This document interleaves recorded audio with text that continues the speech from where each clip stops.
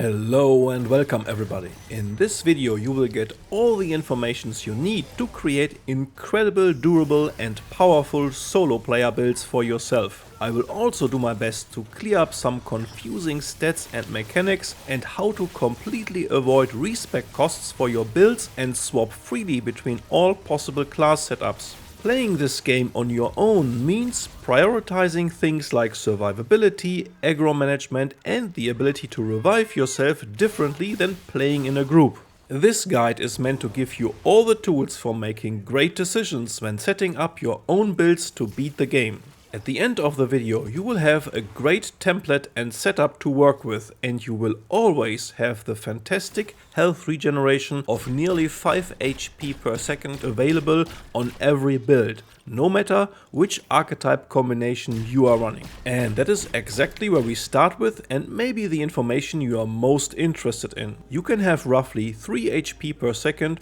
always passively active, which boosts automatically to around 5 HP per second once you drop below 50% health. For this to happen, we need access to one class trait, one ring, and most important, one relic. And this relic is not easy to acquire, but I will show you how it is done. Let's start with the two easy requirements. We need the Medic's Triage trait to unlock for all classes. That means you simply have to bring a medic to level 10 and that's it. I will talk about class choices a bit more in the dedicated section. Use the timestamps in the video if you are only looking for specific information. Then we need the Reserve Boosting Gem, which provides a steady 0.333 HP per second health regeneration that will automatically raise to 2 HP per second below 50% health. Those values will be positively affected by your triage skill. The ring is a random drop that can occur all over Nerud. And now the juicy part. We need the Tranquil Heart Relic for its incredible 2 HP per second passive health regeneration, in addition to the doubling of all health recovery for a whooping 15 seconds after use. This includes the amount your ring provides and lets your health grow back to full in no time during those 15 seconds. But Gunfire Games made sure that you put some serious legwork and effort into the game before you can get your greedy hands on this relic. Seems they knew very well how powerful this combination would be. Here's the straight to the point walkthrough. You need to do this in campaign mode. Adventure mode does not work, because you need to carry a quest item from one world to another, and those items reset every time you start a new campaign or adventure, so it is simply impossible to do in adventure mode. Not a big deal, right? Yeah, but we all know that the game has randomized zones, so every world can come in 2 different variants, and for this to work we need 2 worlds to align. You can re-roll the campaign simply as long as you get the correct starting world, which would be Nerud, with the first area being Seeker's Rest and not the Forgotten Prison. So you basically re-roll until you get this variant. Can become pretty annoying to get the correct starting zone out of the 6 that are possible. The other world you need is Lothom, the Fey world, and there you need the starting zone, Marrow Parish, where you fight the Asylum boss at the end. If you get the Palace starting area, you will not be able to get the relic in this run. And here lies the problem. In order to see if you have rolled Marrow Parish with Nerud's Seeker's Rest, you have to complete the Nerud story, gain access to the labyrinth, fight the funny rolling cubes boss there and unlock the golden doors. Then you will hop into the according portal and hope for the best. But if you end up in front of the palace, you have to do it all over again. With a 50-50 chance, you might need to repeat this process a few times. So do it on survival difficulty. Just blitz through the main story locations and be mentally prepared to do it more than one time. In Nerud, once you access the second open world section, look for this unnamed tower, which is fortunately easy to spot. Head inside, use the elevator and then follow this somewhat hidden path until its end, where you will get the override pin. Keep this pin and Do not use it in the final boss fight of the zone or otherwise. This quest item needs to be used in the magic web in the cellar of the asylum in Loathsome. It is not the first web where you unlock the boss fight by putting in the according item that you will automatically gather when you follow the story questline of the zone. The web where you can put in the override pin will unlock after you activated the first one and gain access to the final boss. You do not need to fight it, simply go to the now active second web and put in the override pin. You will get the Tormented Heart Relic that you then simply take to Nimue, the big bluish lady in the lake, which can be found in both Loathsome variants. The according World Stone is named Nimue's Retreat. Just search the palace locations until you find it. She has a crafting menu option, and if you have the Tormented Heart, she will then show the option to craft the Tranquil Heart out of it. There you have it. They don't give you the good stuff for free. Buckle up for some serious legwork here. But the outcome is more than worth it and feels really rewarding. Make the best out of it and level some archetypes or hunt other specific items in those zones. And stick to survivor difficulty. Depending on your luck for the two worlds to align, you have to do it a couple of times. I was very happy to get it on my second attempt. This relic, plus the triage trait and the before mentioned ring, are now basically your starting point for every build you create. It gives you a lot more freedom to focus on more damage oriented builds with the passive healing always available. From here on, I assume you will use this setup when talking about all the other things. The next big choice you will make before starting your build is if you want or need a revive option or not. This determines which primary archetype you have to use in some cases and locks you down into three options: the handler, the challenger and the alchemist. The handler's revive from your dog has the shortest cooldown with 90 seconds, but you need to have a relic charge available, which is usually not a problem. And your dog needs to be alive, which can become a problem when things go south quickly in a boss fight. The challenger's revive is the most reliable, but has the longest cooldown with 10 minutes, which resets after death or world stone use. So you have one available for every boss fight, no matter if you used it in an attempt before or not. The Alchemist's revive is bound to the skill Elixir of Life and having the buff from the skill active. This can be tricky to time, but the skill itself has a decent cooldown and the Alchemist skills are very quick in their execution, which lets you usually squeeze it in just in time. So before you start a build, ask yourself, can I do without a revive or not? If not, it limits your possible archetype combinations, but you can always switch the classes just before a boss fight, for example, and use your preferred combination for the rest. I will show you how to place trade points in the according section of this video without the need to buy the rather expensive Respec item from Wallace each time. Now, the handler is for a lot of people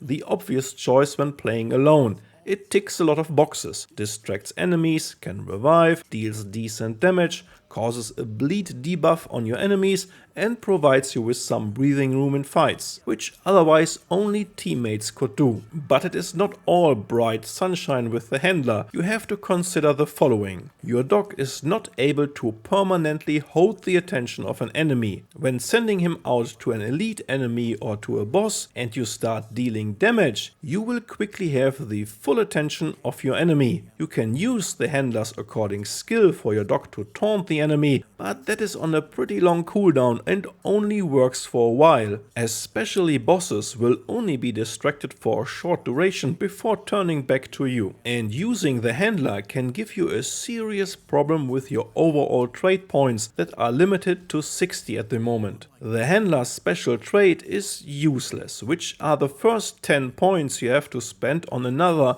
useful class trait like Fortify, Strong Back, Triage and so on that most other classes would grant you for free. You lose the next 10 trade points compared to other archetypes because you need to spec into rugged, otherwise your dog will not be resilient enough to survive on Nightmare or Apocalypse difficulty. For Survivor and most parts of Veteran it should do though. The dog can also only be used as a healing beacon against bosses that are flying around or staying away from you while you are sitting on a platform. Don't get me wrong, the handler is a fantastic class, especially for solo players, and the revive option alone is pure gold, but keep those things in mind before choosing your class setup. Some general tips when setting up your class combinations. Obviously, level all classes to 10, or at least those with the key traits that you will use often in other builds.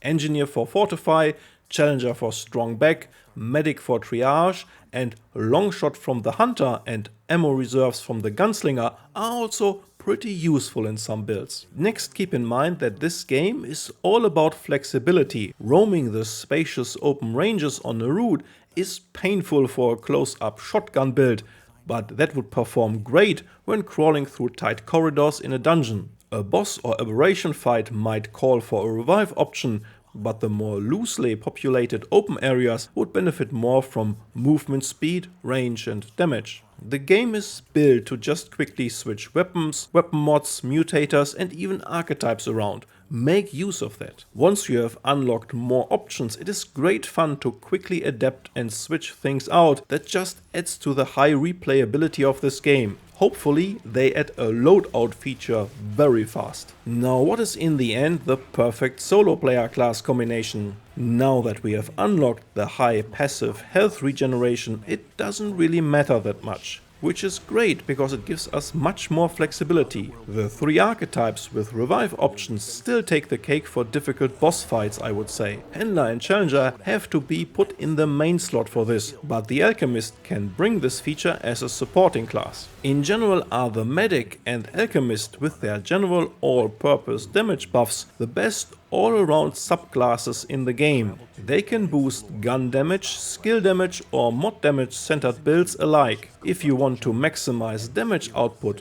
putting together 2 damage perks that buff different damage types feels inferior to combinations that are not doing this. Not that those combinations are not working, but for an engineer it is much nicer to buff the skill damage by another 25 or 30% with the Medic, Alchemist or Handler, and those also buff your range damage, but with the Hunter or Gunslinger you would lose 25% skill damage for your turrets and heavy weapons without gaining any significant range damage. So when I am putting together a combination for solo play, I check the following criterias. Do I need to revive? Which damage perks complement each other best? Can I get inherently better survivability from the archetype combination, or do I have to sacrifice equipment slots and trade points to achieve that? Do I need very specific non-class traits for the build, because those lock me somewhat in this build or buy the respec item a lot? If you set your trade points right, then you don't need to reset them over and over. If you invest into class traits like Longshot from the Hunter, while not using a Hunter in one of the class slots, simply equip the Hunter and your points in Longshot will be refunded because the class already has this trait. This works of course for all class traits. It gets a bit wonky when you see that some classes also have those orange trait points allocated differently in other skills like Vigor or Expertise, but you can use the following base template and should always only have to reallocate refunded trait points once you switch between classes. Max out Vigor, Expertise, Siphoner, Barkskin and Spirit. I don't feel Endurance is worth any investment, but if you think differently, then switch some points around to put them here. Those traits are beneficial for all builds when playing alone. Then only invest the final points into class traits that can be refunded when you slot the according class. This works as a general template for most builds. If you do Summoner or Handler build, you will want the Rugged trait, and if you do a specialized area of effect build, you might want the Amplitude trait. So some very specialized builds still need to respec, but most builds, and especially when you just want to test out which archetypes you really like, can build upon this general template. This will save you a lot of in-game money and gives you great flexibility when it comes to switching classes around on the fly. Now, two stats that have bothered me a lot these first 2 weeks of playing the game are damage reduction and healing effectiveness. Damage reduction clearly states, when hovering over the advanced stats, that it is capped at 80%, even though the accumulated number from armor and buffs like Bulwark can easily exceed this. I found that confusing, but thought, okay, well, they say it's capped and that makes sense gameplay wise for me, so I believed that and even stated so in my first build videos. Yeah, not testing stuff like that bites you back in your lazy bum. I thoroughly tested it now and can say that going above 80% damage reduction does make a significant difference. I created a repeatable setup with the Star Shotgun, hurting myself from the exact same distance with exactly 80% damage reduction and then with nearly 98%. And I did that multiple times to make sure I did not mess up the shooting distance. As you can see, the 80% damage reduction result differs vastly from the 98% result. Obviously, you can't get immune to damage and there will be diminishing returns like with the Fortify stat, but it is clearly a significant difference. So sorry, but this damage reduction sheet in game is bull.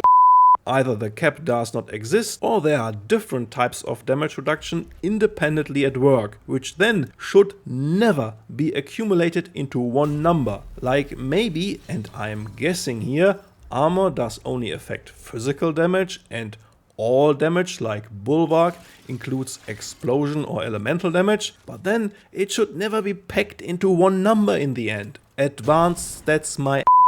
So I stand corrected and hope they do something about the stat sheet to clear it up. Secondly, 50% healing effectiveness does not equal 50% more healing, which is another confusing thing.